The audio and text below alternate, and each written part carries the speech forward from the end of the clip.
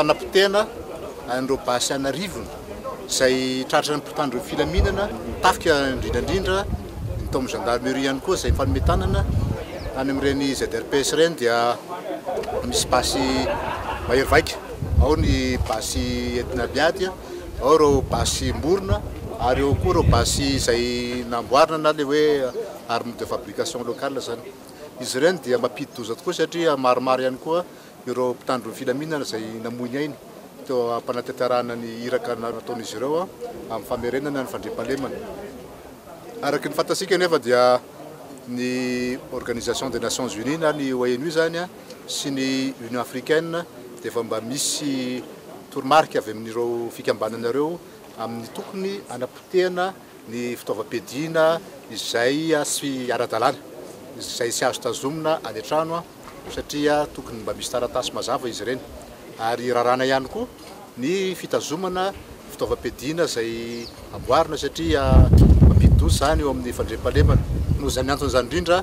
dia ampanarahana toromarika avy eny amin'ny fikambanam-ben'ny raisam-pirenena zany sika dia manaraka ihany koa ny fepetra rehetra zay tokony anapotehana ny fitaovam-piadiana tsy misy alalana reny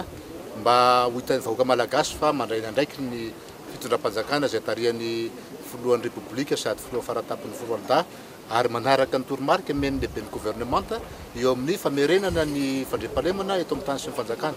Ary hoy izany indrindra dia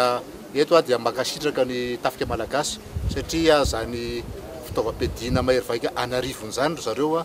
dia tena azo atao hoe vokatra tsara tokoa ny namerenana an'izy ireo eto anivon'ny tompona andraikitra ary tsy maintsy potehina izy ireo satria tsy azo avelavela amin'izao fotsiny soit dia mitarika zavatra hafa indray raha ohatra ka tonga ny tanan'ny olo-kafa.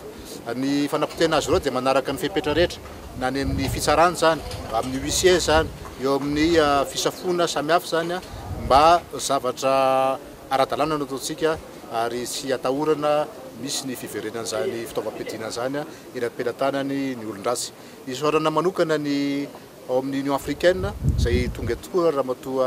hawa zay solotenana manokana Union Africaine satria Union Africaine dia efa tamin'ny taona 1724 no manampy antsika amin'ny fomba anapotehana ny fitaovam-piadiana ary zany indrindra no antony joroniny eto zany anaovantsika an'izao etsika zao androany mba ho fatapoko fatam-pirenena fa manaraka ny mangararitsika